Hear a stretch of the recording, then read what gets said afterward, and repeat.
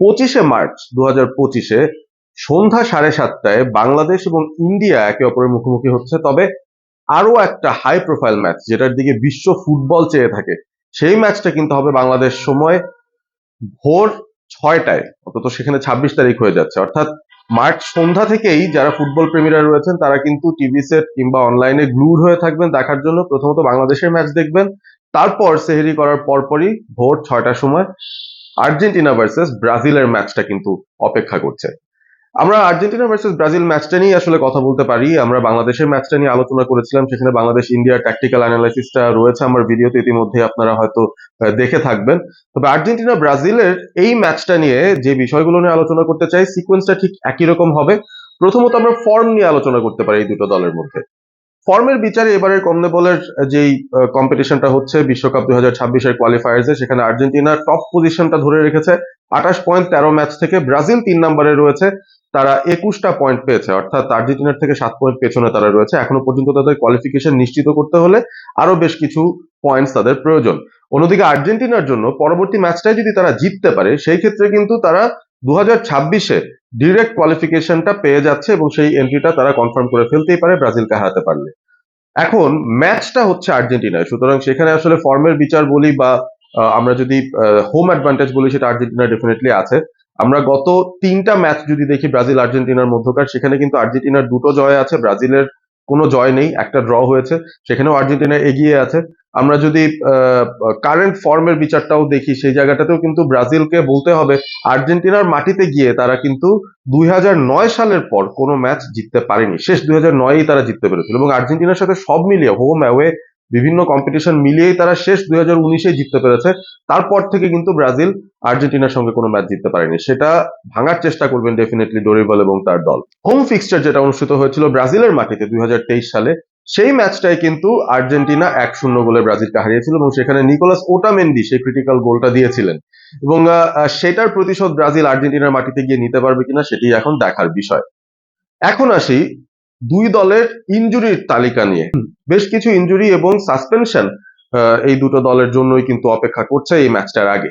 ব্রাজিলের কেসে যদি আগে যায়, ব্রাজিল দলটায় তারা কলম্বিয়াকে 2-1 গোলে যে ম্যাচটায় হারিয়েছিল, সেই ম্যাচের খেলার টাইমেই অ্যালিসন বেকার, ব্রাজিলের মূল গোলকিপার এবং লিভারপুলের মেইন কিপার, তিনি কিন্তু ইনজুরিতে পড়েছেন এবং তিনি কনফার্ম যে তিনি আর্জেন্টিনার সঙ্গে ম্যাচটায় কিন্তু উপস্থিত থাকতে পারছেন না। এবং সেটা ব্রাজিলের জন্য বিরাট বড় ধাক্কা, কারণ তাদের যে সেকেন্ড ইনচার্জ গোলকিপার এডারসন, তিনিও ইনজুরির কারণে আগে ভাগেই স্কোয়াডে নেই। সুতরাং ব্যাক লাইনে বিশাল পরিবর্তন ব্রাজিল দলে হয়তো আসতে চলেছে। ব্যাক লাইনের আরো কিছু এলিমেন্টস এর কথা বলা যেতে পারে। গ্যাব্রিয়েল মাগালেস, যিনি আর্জেন্টিনার central defender, left footed centre back, তিনি কিন্তু একটা হলুদ কার্ড খেয়েছেন এবং সেটা তার দ্বিতীয় হলুদ ছিল, যে কারণে একটা সাসপেনশনে তিনি পড়ছেন। আর্জেন্টিনার ম্যাচের সঙ্গে তিনি অ্যাভেলেবল থাকতে পারছেন না। সেই সাথে মিডফিল্ডে ব্রাজিলের যে দুজন খেলছেন সেন্ট্রাল পজিশনটায়, গার্সন এবং ব্রুনো গুইমারাইজ, এই দুজনই আবার সাসপেন্ডেড হয়েছেন। একটা করে হলুদ কার্ড খেয়েছেন তারা কলম্বিয়ার সঙ্গে, এবং সে কারণে তারাও মিসিং আছেন। তো বেশ কিছু স্টার্টিং 11-এর প্লেয়ার কিন্তু মিসিং আছেন ব্রাজিলের সাসপেনশনের কারণে, এবং ইনজুরির কারণে অ্যালিসন বেকার মিসিং। সুতরাং 4জন ফুটবলার যারা মূল একাদশে থাকার কথা, সবচাইতে শক্তিশালী ব্রাজিল দলটা যদি এবার তারা নামাতে চাইতো, সেই 4জন মিসিং আছেন। তাদের জায়গায় নতুন কিছু খেলোয়াড়দের সুযোগ ব্রাজিলকে দিতে হবে, এবং সেই ক্ষেত্রে ব্যাকলাইনেও খানিকটা পরিবর্তন হবে, মিডফিল্ডেও ডেফিনেটলি দুটো পরিবর্তন মাস্ট হবে, সেটা বোঝাই যাচ্ছে। আর্জেন্টিনার কেসে যদি বলি, সেখানে নিকো গঞ্জালেস বেঞ্চ থেকে নেমে একটা লাল কার্ড খেয়েছিলেন উরুগুয়ের সঙ্গে ম্যাচটাই, সেই ম্যাচটা আর্জেন্টিনা 1-0 গোলে জিতেছে। তবে নিকো গঞ্জালেস যেহেতু সাসপেন্ডেড আছেন, বেঞ্চেই ছিলেন তিনি, অপশনস কিন্তু আর্জেন্টিনার রয়েছে বেঞ্চ থেকে। রদ্রিগো ডিপল সেই ম্যাচে সাবে থাকলেও তাকে কিন্তু নামানো হয়নি, আনইউজ সাব তিনি ছিলেন। পালাসিওসকে শেষ মুহূর্তে নামানো হয়েছে। কিংবা আমরা যদি অন্যান্য খেলোয়াড়দের কথা বলি, আঙ্গেল কোরিয়া, তিনি বেঞ্চ থেকে এসে খেলেছিলেন। বেশ কিছু ফুটবলার রয়েছেন আর্জেন্টিনার এই দলটায় যারা আসলে বেঞ্চ থেকে হয়তো স্টার্টিং 11-এও যদি সুযোগ পান, খুব একটা দলের স্ট্রাকচারে খুব একটা তফাৎ হবে না বা কোয়ালিটির খুব একটা হেরফের হবে না। বাট একটা বিষয় বোঝা যাচ্ছে যে দুটো দলই সাফার করছে কিছু সাসপেনশন, কিছু ইনজুরি দিয়ে। বেস্ট পসিবল 11 আমরা হয়তো দুই দলের যখন দেখতেও যাব, আগের যে গ্ল্যামারটা থাকে ব্রাজিল আর্জেন্টিনার, যেখানে বড় বড় তারকারা খেলছেন, মেসি বা নেইমার খেলছেন, সেই বিষয়টা কিন্তু অন্তত এবার থাকছে না। তবে নতুন কিছু তারকাদের দিকে আপনাদের চোখ ডেফিনেটলি থাকতে পারে। স্টার্টিং ইলেভেনের ক্ষেত্রে যদি বলি, ডেফিনেটলি ব্রাজিল দলটায় আগে আসলে আমরা অবশ্যই জানি যে অ্যালিসন ইনজুর, অ্যালিসনের জায়গায় আমরা ওয়েভারটনকে দেখবো হয়তো গোলবার সামলাতে।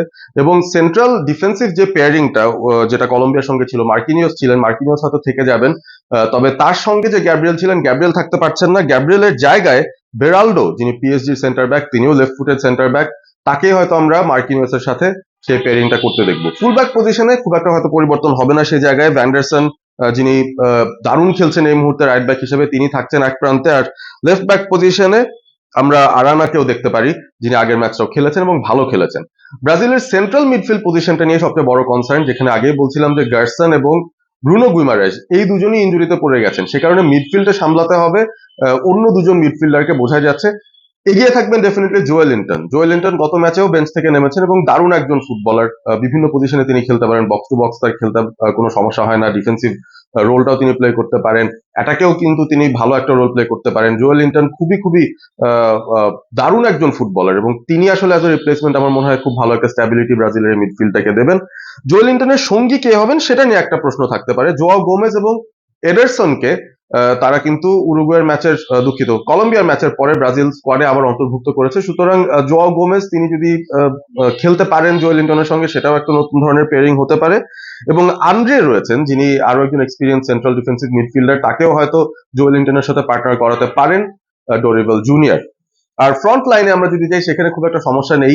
Definitely Rodrigo, Raphinha, Vinicius Junior, Joao Pedro, এই যে ফুটবলাররা রয়েছেন অ্যাটাকিং মাইন্ডেড ফুটবলাররা, তারা কিন্তু অনেকটাই ব্রাজিলকে আক্রমণে ক্রিয়েটিভিটি, গোলস এগুলো কিন্তু দিতে থাকবেন। সো সেই জায়গাটায় ব্রাজিল অনেকটা এগিয়ে থাকবে। আমি যদি বলি যে ডিফেন্সিভ জায়গাটায় তাদের খানিকটা উইকনেস আছে, যেহেতু ফার্স্ট চয়েস কিপার এবং সেন্ট্রাল ডিফেন্ডার তারা পাচ্ছে না।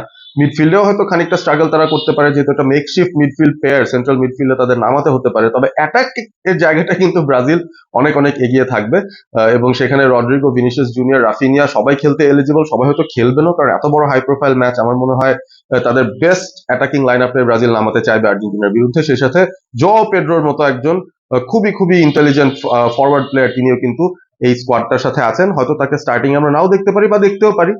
বেঞ্চে কিন্তু কুনিয়া আছেন, যিনি খুব ভালো ফর্মে আছেন ইংলিশ প্রিমিয়ার লিগে, উলভসের হয়ে তিনি খেলছেন, তাকেও কিন্তু আমরা দেখতে পারি কোনো না কোনো সময় মাঠে নামতে।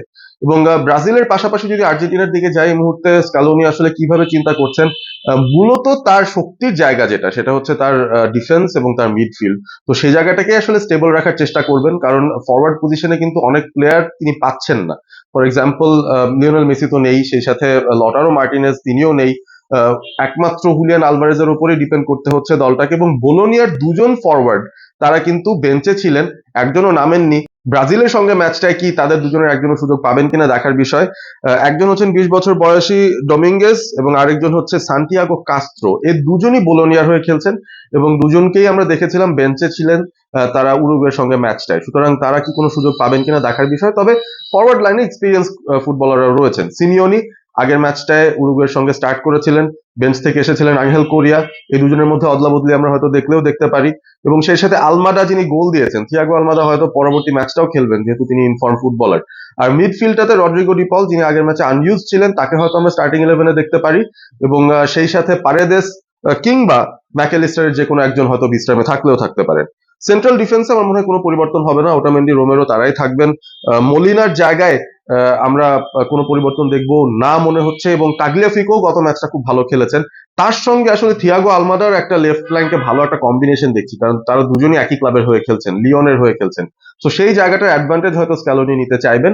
এবং আলটিমেটলি আর্জেন্টিনার লাইন আপটা দেখে আপনি বুঝতেই পারছেন যে ক্রিয়েটিভিটির জায়গায় খুব বেশি না হলেও ওই অ্যাগ্রেসিভ এনার্জিটা তাদের রয়েছে, তাদের ফিজিক্যালিটি খুব ভালো রয়েছে, ডিফেন্সটা খুবই সলিড এবং স্টেবল রয়েছে, এবং এবি মার্টিনেজ গোলের পেছনে রয়েছেন, সেটা একটা বিরাট বড় ফ্যাক্টর হবে, পজিটিভ ফ্যাক্টর আর্জেন্টিনার জন্য। সুতরাং ব্রাজিলকে এই ম্যাচটা যদি জিততে হয়, সেই ক্ষেত্রে কিন্তু এফোর্টটা বেশি দিতে হবে। আমার মনে হয় ব্রাজিল অ্যাটাক করার চেষ্টা করলেও করতে পারে, তাদের অ্যাটাকিং ফ্লেয়ারটাই বেশি আর্জেন্টিনার তুলনায় এই অবস্থায়। তবে আর্জেন্টিনা তারা যেভাবে ব্রাজিলের সঙ্গে আগের ম্যাচগুলোতেও আসলে খেলেছে, আমরা কোপার ম্যাচগুলোতেও দেখেছি, খুব কম গোলের ব্যবধানে আসলে ব্যবধানটা গড়ে যায়। গত 3 ম্যাচের মধ্যে আমরা দেখেছি দুটো ম্যাচ 1-0 আর্জেন্টিনা জিতেছে, আরেকটা ম্যাচ 0-0 হয়েছে। অর্থাৎ গত 3 ম্যাচ মিলে মাত্র দুটো গোল আমরা দেখেছি ব্রাজিল আর্জেন্টিনার খেলায়। তো সেই ধরনের একটা লো স্কোরিং গেম হতে পারে, এবং খুব ক্রিটিক্যাল কোনো মিস্টেক যদি করে বসেন ব্রাজিলের ডিফেন্স, সেই ক্ষেত্রে হয়তো আর্জেন্টিনা একটা গোল দিয়ে ফেলতে পারে, সেই গোলটা হয়তো তারা সলিডলি ডিফেন্ডও করতে পারে। ব্রাজিল অন্যদিকে চাইবে ম্যাচটা আসলে জেতার জন্য। কারণ জিতে তারা কোয়ালিফাই করার প্রসেসটা অন্তত বেশ কাছাকাছি চলে যাওয়ার চেষ্টা অন্তত করবে এবং চিরপ্রতিদ্বন্দ্বী আর্জেন্টিনাকে হারানোর সুযোগ তারা কখনোই হাতছাড়া করতে চাইবে না। তো দেখা যাক ওয়ার্ল্ড র্যাঙ্কিং এর 1 নম্বর এবং 5 নম্বর দলের মধ্যে চিরপ্রতিদ্বন্দ্বী আর্জেন্টিনা ব্রাজিলের ম্যাচের মধ্যে শেষ পর্যন্ত কোন দল জেতে, কিংবা ম্যাচটা আলটিমেটলি একটা বোরিং ড্রয়ে পরিণত হয় কিনা। রয়েছেন অল স্পোর্ট এবিপির সঙ্গে। অ্যানালাইসিস ভিডিওটা ভালো লেগে থাকলে শেয়ার করুন বন্ধুদের সঙ্গে এবং সেই সাথে সাবস্ক্রাইব করুন all sport ABP. Stay Assam, stay all sport with all sport ABP.